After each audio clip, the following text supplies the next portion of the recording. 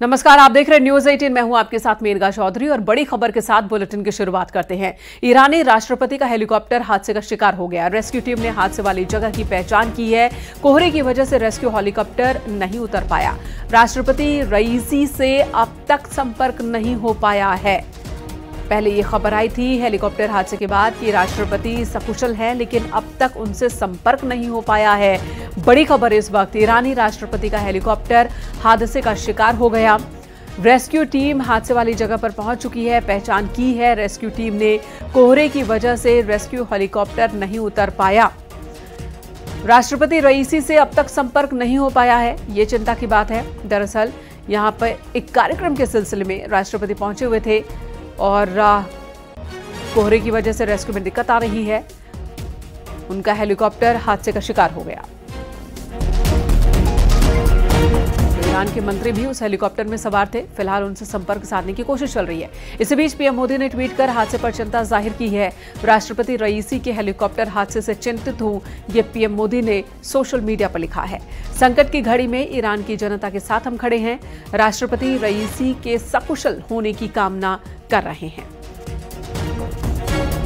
तो ईरान के राष्ट्रपति और मंत्री समेत एक हेलीकॉप्टर एक कार्यक्रम के सिलसिले में उड़ान भरा था, लेकिन इसी बीच हादसे का शिकार हो गया। बीच में खबर आई कि इमरजेंसी लैंडिंग करवाई गई। ईरानी राष्ट्रपति सकुशल हैं, लेकिन अभी तक राष्ट्रपति से संपर्क नहीं हो पाया है। ये एक टेंशन वाली बात है।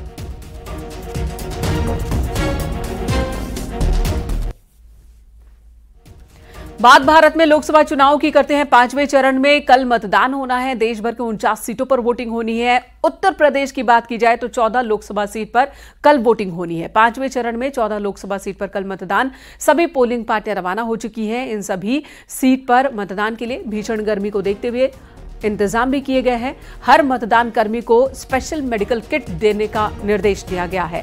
साथ ही मतदान स्थल पर गर्मी से बचाव के सभी इंतजाम की जिम्मेदारी जिला निर्वाचन अधिकारियों को दी गई है। सभी जिला निर्वाचन अधिकारियों को मतदान केंद्र और पोलिंग बूथ पर मतदाताओं, मतदान कर्मचारियों के लिए जरूरी सुविधाएं उपलब्ध कराने के निर्देश हैं।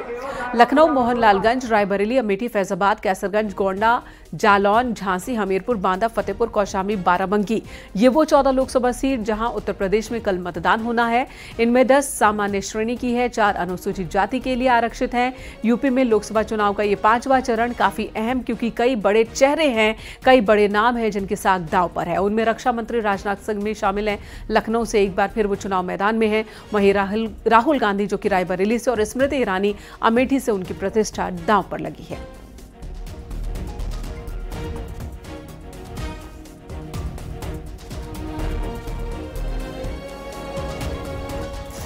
जैसा कि आप जानते हैं, कल 20 मई को उत्तर प्रदेश में लोकसभा निर्वाचन 2024 के 5वें चरण में मतदान होगा।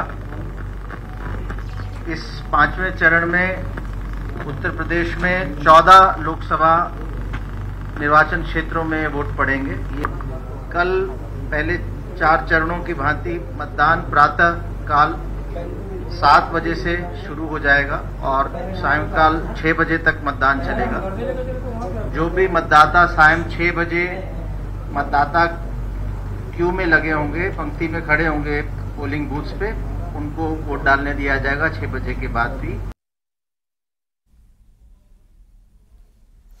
रायबरेली में मतदान से एक दिन पहले लखनऊ प्रयागराज मार्ग पर वायनाड 2000 किलोमीटर दूर की माइलस्टोन वाली तस्वीरें वायरल हो रही हैं।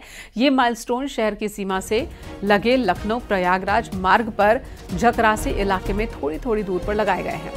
जकरासी के रहने वाले एक बुजुर्ग ने बताया कि 3 लोग आए थे ई रिक्शा से और उन्होंने ही ये माइलस्टोन्स लगाए हैं। और तस्वीरों को दक्षिण में राहुल गांधी के लोकसभा क्षेत्र वायनाड से जोड़कर देखा जा रहा है।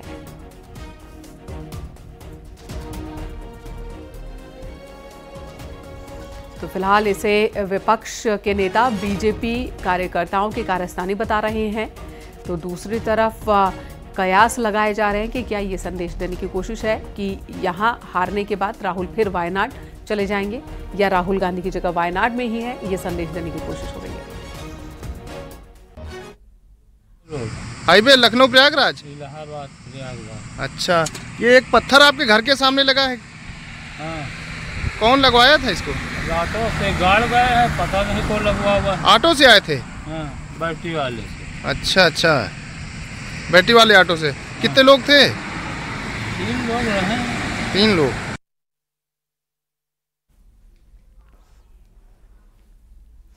और आज प्रयागराज के फूलपुर में INDIA की ओर से एक जनसभा होनी थी, जिसे लेकर सपा चीफ अखिलेश यादव और राहुल गांधी जनसभा को संबोधित करने फूलपुर पहुंचे। हालांकि उन्हें बिना भाषण दिए ही लौट जाना पड़ा, जिससे माहौल खराब हो गया। जनसभा स्थल पर भगदड़ जैसी स्थिति बन गई।